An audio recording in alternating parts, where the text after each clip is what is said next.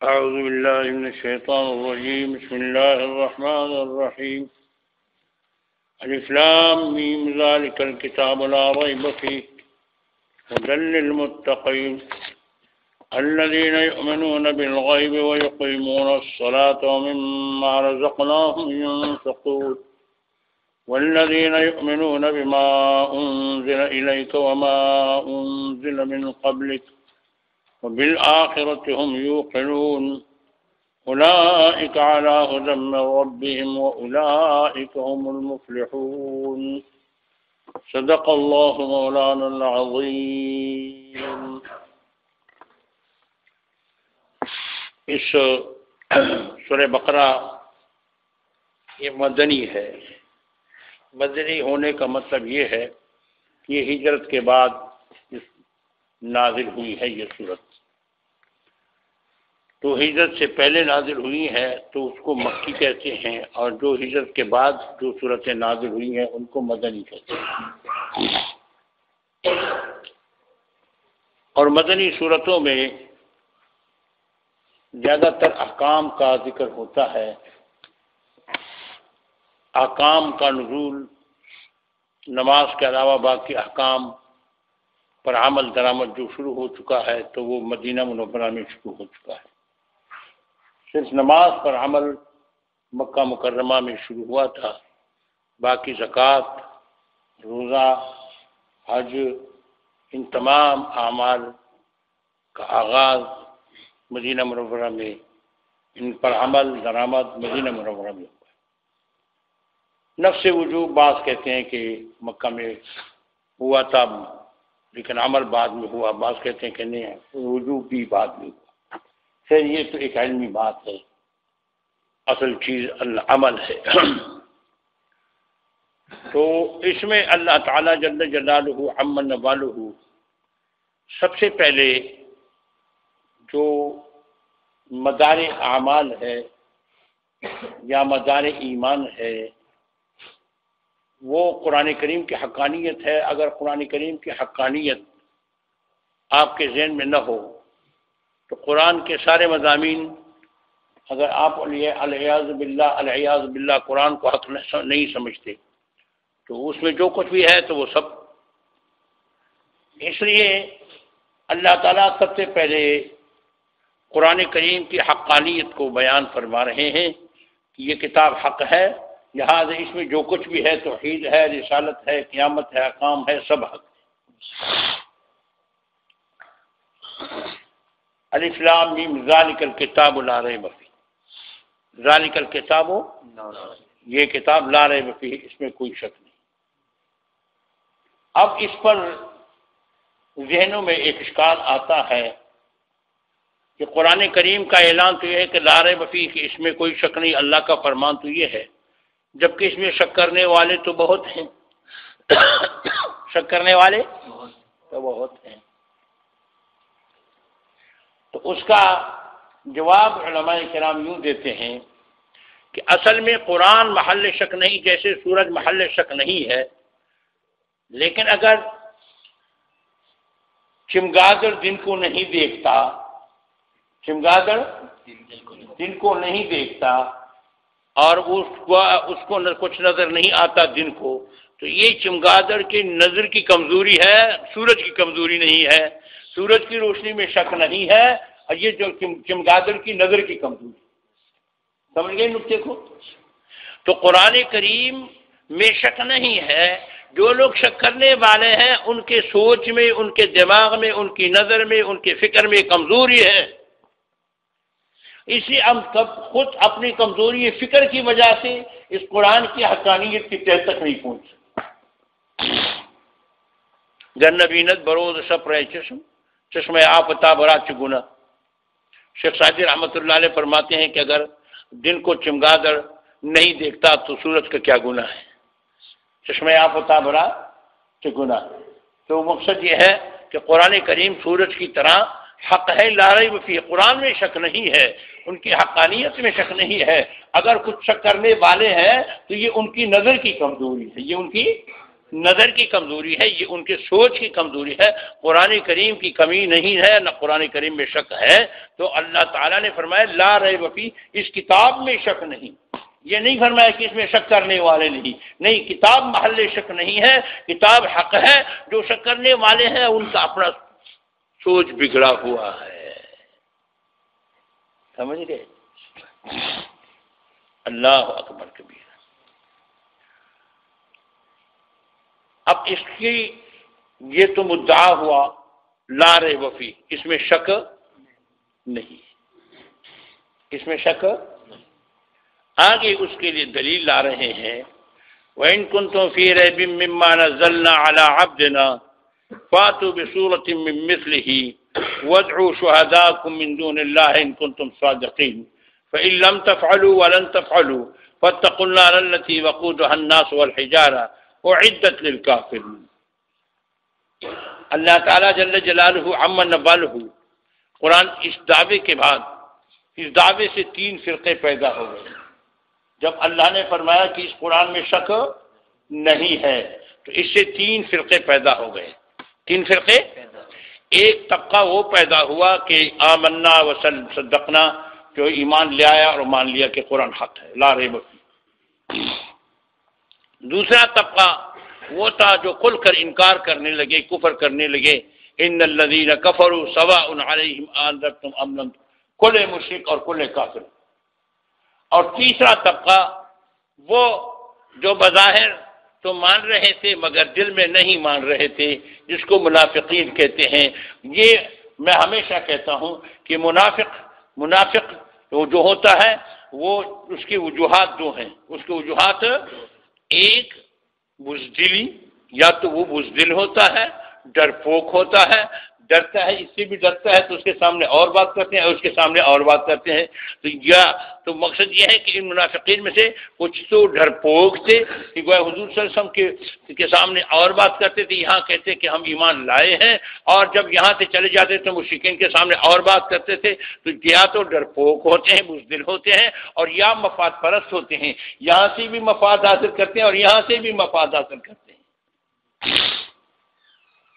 تو منافقت کی بنیاد 2 چیزیں ہیں، کیا ہیں؟ یہ بزدلی، جبن، ڈرپوک ہونا، اور دوسری چیز مفاد پرست، مفاد پرست۔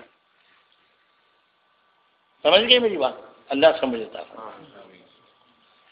تو قرآن کریم میں جب یہ دعویٰ ذالک الکتاب لا ریب فیہ، تو جیسے دنیا میں کوئی بھی انسان جب ایک مسئلے کا دعویٰ کر لیتا ہے تو اس سے فطری طور پر جو لوگ صحیح طور پر ماننے والے ہوتے ہیں وہ مان لیتے ہیں، جو شریک جرأت رکھنے والے مخالفت کی جرأت رکھتے ہیں وہ مخالفت کر لیتے ہیں، اور کچھ لوگ ایسے ہوتے ہیں کہ وہ ڈرتے ہیں یا مفادات ان سے منسلک ہوتے ہیں تو ظاہری طور پر مان لیتے ہیں اور دل سے نہیں مانتے۔ تو یہاں بھی 3 طبقے پیدا ہو گئے، ایک ایمان والے الذین یؤمنون بالغیب ویقیمون الصلاۃ ومما رزقناہم ينفقون، مومنین، اور دوسرا طبقہ جو کل کافر، ان الذین کفروا سواء علیہم اانذرتهم ام لم تنذرهم لا یؤمنون، یہ دوسرا طبقہ۔ اور جو تیسرا طبقہ جو دل، ومن الناس من يقول آمنا بالله وباليوم الآخر وما هم بمؤمنين يخادعون الله والذين آمنوا وما يخدعون إلا أنفسهم وما يشعرون في قلوبهم مرض فزادهم الله مرضا ولهم عذاب أليم بما كانوا يكذبون۔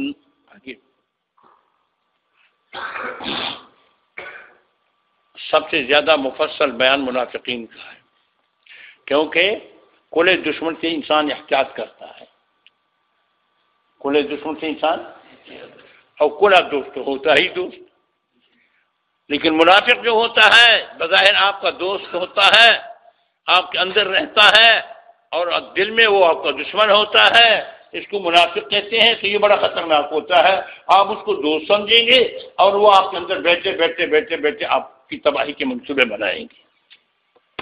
اس لیے اللہ تعالیٰ نے منافقین کی تفصیل بیان کی، اور سب سے زیادہ تفصیل منافقین کی۔ اللہ تعالیٰ ہمیں نفاق سے بچائے۔ سمجھ گئے؟ ہمیں نفاق سے بچے. وہ نفاق کی دو قسمیں ہیں. ایک نفاق اعتقادی ہے جو رسول اللہ صلی اللہ علیہ وسلم کے دور میں ہوتا تھا. اب اگر ہے بھی تو ہمیں نفاق اعتقادی کا حق نہیں ہے، کیونکہ عقیدے کا اندر دل کا پتہ ہمیں نہیں چلتا. حضور صلی اللہ علیہ وسلم کو تو وحی کے ذریعے سے اطلاع آ جاتی. اب دلوں کے بین ہم یا سچا کافر ہوگا یا مسلمان کہیں گے.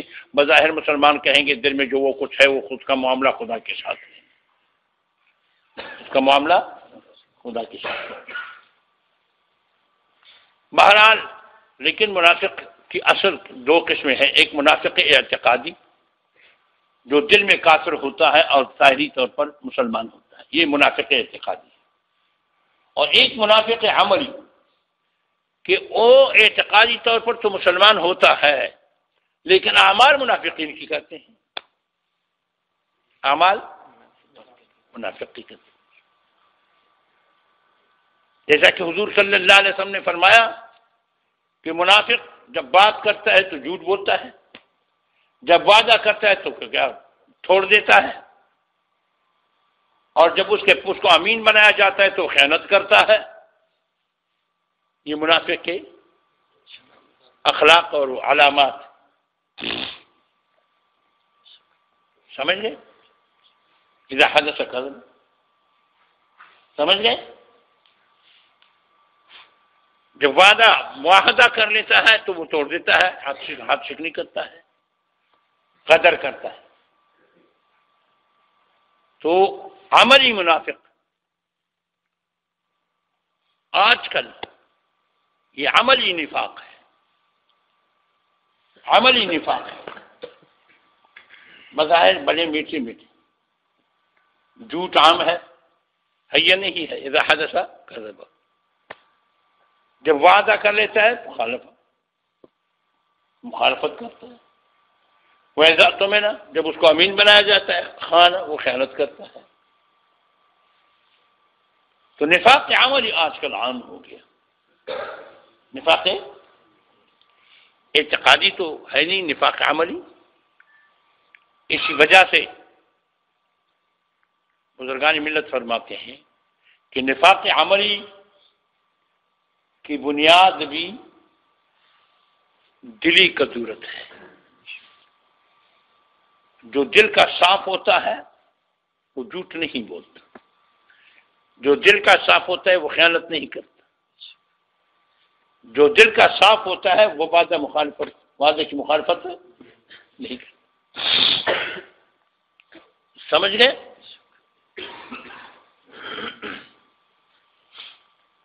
تو اللہ تعالیٰ جل جلالہ عم نوالہ نے یہاں تینوں قسم کے قرآن کریم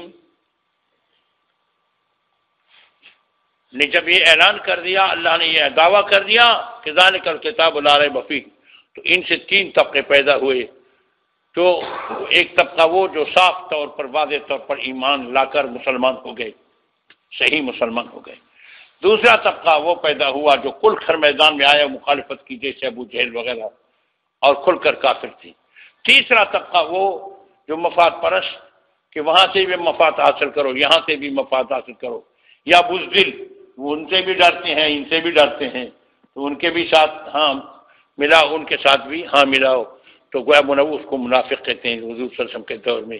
تیسرا طبقہ وہی تھا کہ گویا قرآن کریم بظاہر یوں کہتے آمنا باللہ وبالیوم الاخر وما ہم. اب ان تین طبقوں کے بیان کے بعد اللہ تعالیٰ نے قرآن کریم کی اس دعوے کے لیے دلیل اور حقانیت کا بیان فرمایا. اللہ نے فرمایا وَإِن كُنتُمْ فِي رَيْبٍ مِّمَّا نَزَّلْنَا عَلَىٰ عَبْدِنَا فَأْتُوا بِسُورَةٍ مِّن مِّثْلِهِ. اگر تم شک میں ہو اس کتاب جو ہم نے نازل کیا ہے، وَإِن كُنتُمْ فِي رَيْبٍ مِّمَّا نَزَّلْنَا عَلَىٰ عَبْدِنَا، اپنے بندے پر، اپنے اللہ تعالیٰ آپ اور ہم سب کو اپنا بنا دے.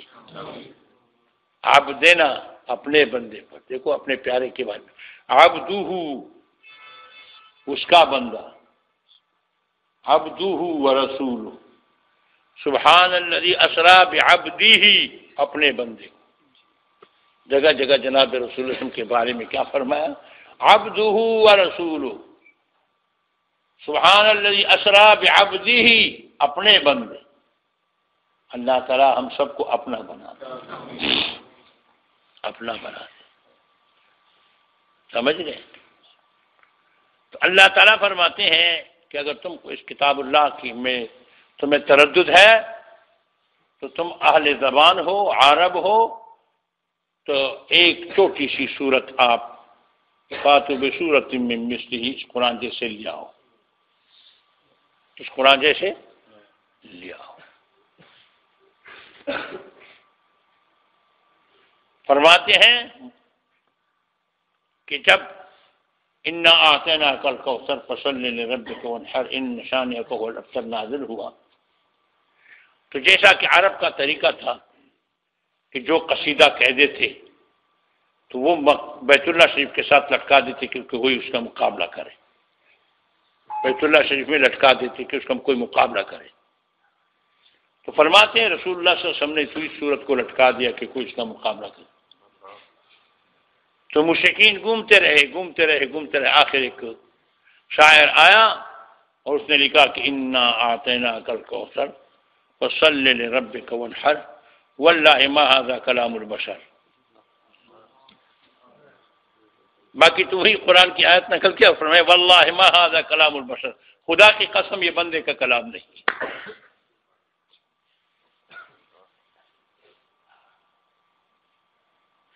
قسمت کی بات ہے، اللہ تعالیٰ آپ کے اور ہماری قسمتوں کو جگا دے، جس کا قسمت سو جاتا ہے۔ ابو جہل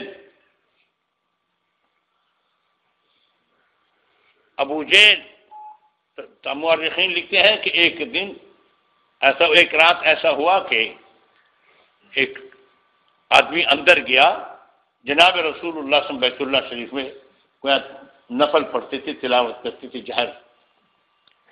جب اندر گیا تاریکی تھی، بجلیاں تو نہیں تھی اس زمانے میں، بیت اللہ شریف کے اندر تاریکی تھی، وہ نماز پڑھ رہے تھے تو وہ ادھر ادھر ٹوٹے کھا کر اچانک آدمی پر ٹوٹا لگا۔ جب آدمی پر ٹوٹا لگا تو اس نے کہا تم کون ہو؟ تو اس نے کہا کہ میں عامر بن ہشام بن ابو جہل۔ کہنے کہ پھر آپ یہاں کیا کرتے ہو؟ چپ، خاموش، کیا کرتے ہو ادھر آتے ہو؟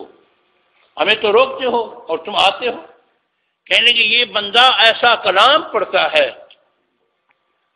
جناب محمد رسول اللہ صلی اللہ علیہ وسلم کی طرف اشارہ کیا، یہ بندہ ایسا کلام پڑھتا ہے اس وقت کہ جب یہ وقت آ جاتے تو مجھے وہاں چین نہیں آتا، تو میں اس کے سننے کے لیے یہاں آتا ہوں۔ لیکن ایمان کی توفیق نہیں ہوئی۔ شکر کرو یا اللہ ہمیں خاندانی طور پر مسلمان پیدا کر، معجزات دیکھتے ہوئے، کلام اللہ سنتے ہوئے، محمد مصطفیٰ صلی اللہ علیہ وسلم کی زبان مبارک سے کلام اللہ سنتے ہوئے ایمان کی توفیق نہیں ہوئی۔ ہمارے اوپر اللہ کا کتنا احسان ہے، کتنا احسان ہے، کتنا احسان ہے۔ سب کو دو الحمدللہ، الحمدللہ، الحمدللہ۔ کیسے اللہ تعالیٰ نے ایمان کی دولت سے نوازا۔ اللہ تعالیٰ تمام ہم سب کو جنت الفردوس میں ایمان کے ساتھ داخل فرما دے۔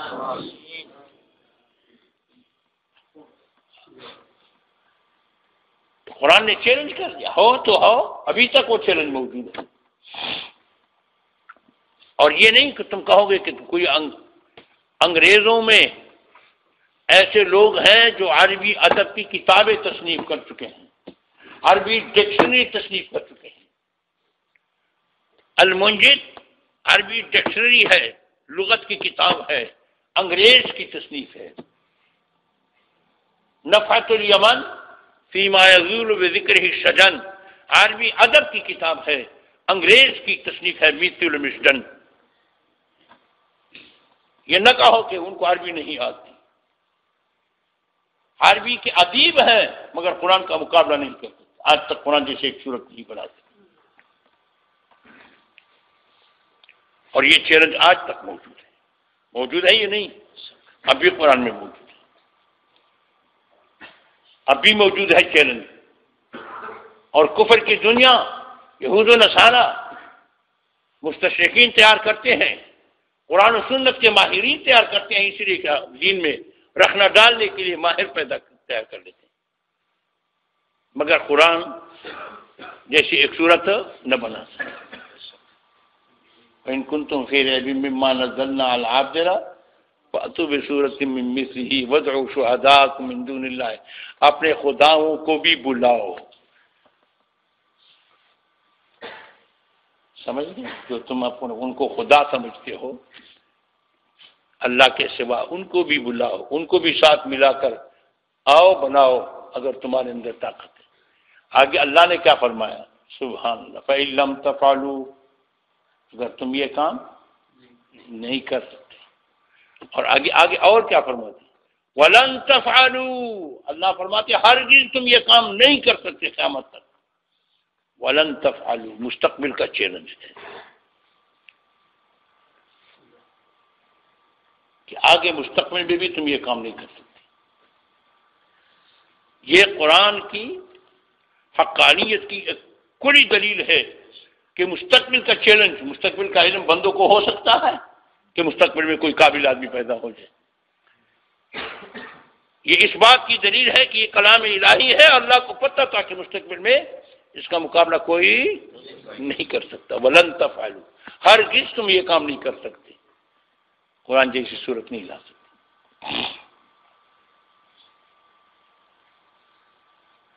اللہ اکبر.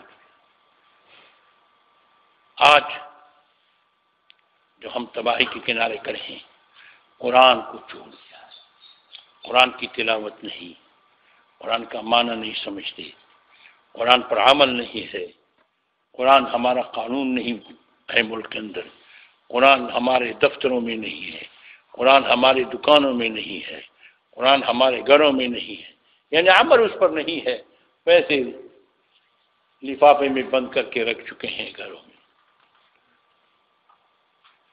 قرآن پر عمل نہیں ہے، اس لیے آج مسلمان پریشان ہیں. ھدی للمتقین، یہ قرآن رہنمائی کرنے والا ہے، یہ قرآن ہدایت دینے والا ہے للمتقین، یعنی اس سے فائدہ وہی لوگ اٹھا سکتے ہیں جس کے اندر تقویٰ ہو، خوف خدا ہو.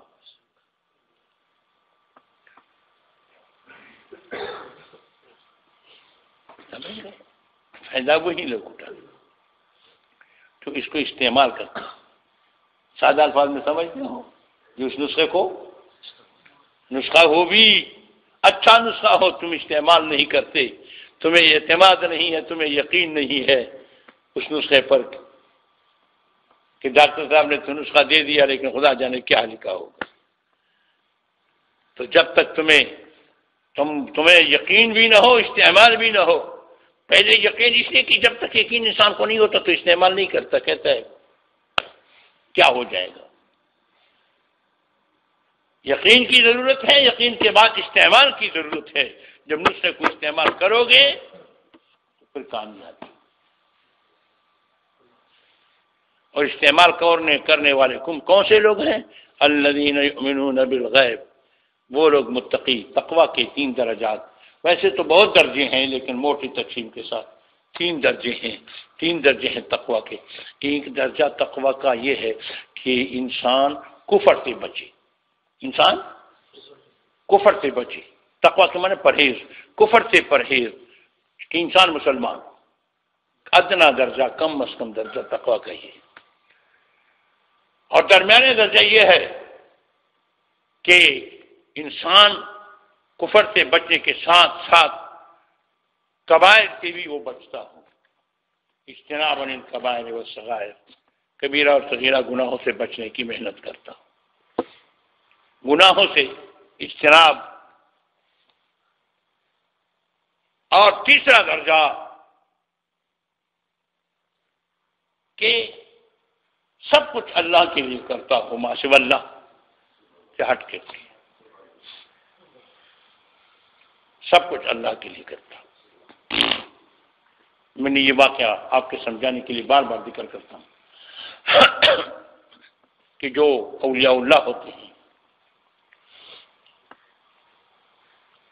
جنت کے لیے عمل کرنا قرآن کہتا ہے کہ تمہیں جنت ملے گا، بالکل ٹھیک ہے۔ جہنم سے ڈرنا بالکل ٹھیک ہے شریعت میں، لیکن بزرگان ملت اولیاء اللہ وہ کہتے ہیں ہمارا مقصود رضا الہی ہے، جنت دیتے ہیں نہیں دیتے ان کی مرضی، دیتے ہیں ان کی مرضی، نہیں دیتے تو بھی۔ مشہور ہے کہ رابعہ بصریہ رحمہ اللہ ایک مرتبہ ایک ہاتھ میں پانی اور دوسرے ہاتھ میں آگ، کہاں جا رہی؟ کہنے لگی جنت کو جلا رہی ہوں۔ سمجھانے کے لیے ایک مثال ہے، میں ایسا نہ ہو کہ فتویٰ لگا لوں۔ وہ بھی سمجھا رہی تھی حقیقت کو، اور جہنم کو بجھا رہی ہوں کہ کیونکہ وہ لوگ اللہ کے لیے عبادت نہیں کرتے، جہنم سے ڈرتے ہیں اور جنت کی لالچ میں کرتے ہیں، یہ لالچ میں عبادت کرتے ہیں تاکہ یہ لالچ ختم ہو جائے۔ وہ نہ جہنم کو بجھا سکتی تھی نہ جنت کو جلا سکتی تھی۔ آپ اور ہم کو سمجھانے کے لیے کہ اللہ کی رضا مقدم ہے، یہ چیزیں، یہ نعمتیں ملتی رہیں گی، جنت بھی ملے گی اور جہنم سے پناہ بھی ملے گا جب وہ راضی ہو، جب وہ ان کے ساتھ تعلق ہے۔ یہی اہل اللہ کہتے ہیں کہ اللہ کے ساتھ جوڑ پیدا کرنے، دنیا میں کسی کے ساتھ بھی تم جوڑ پیدا کرتے ہو، جب تم ان کی تعریف کرو گے اور ان کو پتہ چلے گا تو وہ آپ سے خوش ہوگا یا نہیں ہوگا، ان کی محبت ہوگی آپ کے ساتھ نہیں۔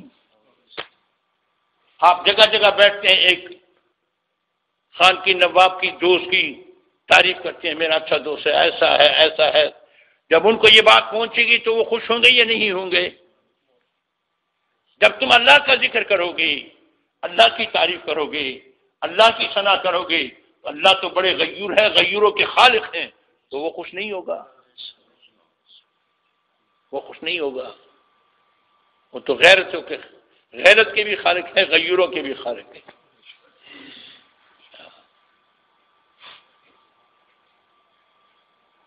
فاذکرونی اذکرکم، تم مجھے یاد کرو میں تمہیں یاد کروں گا، سبحان اللہ، میں تمہیں یاد کروں گا۔ کتنی بڑی سعادت کی بات ہے، کتنی بڑی سعادت کی بات ہے۔ یہ تقوی کا اعلیٰ مقام ہے۔ اللہ تعالی ہم سب کو اخلاص سے نواز اور ذکر و فکر کی زندگی نصیب فرمائے۔ تو ذکر کی برکت سے اللہ کے ساتھ جوڑ پیدا ہوتا ہے، اللہ کے ساتھ جوڑ پیدا ہوتا ہے۔ جب انسان کا جوڑ اللہ سے پیدا ہو جاتا ہے، اللہ تعالیٰ انسان سے جڑ جاتا ہے، تو پھر وہ کامیابی کے راستے پر اللہ تعالیٰ اس کو ڈال دیتے ہیں، محمد مصطفیٰ صلی اللہ علیہ وسلم کے رنگ میں اس کو رنگ دے دیتے ہیں۔ پھر ان کو حضور سے بھی محبت ہوتی ہے، پھر ان کو دین کے کام سے بھی محبت ہوتی ہے، کیونکہ جب اللہ سے محبت ہو تو اللہ والوں سے بھی قدرتی بات ہے، یہ قدرتی بات ہے، سمجھ گئے؟ میں ایک مثال دیتا ہوں، اپنا مثال دیتا ہوں۔ مجھے یاد ہے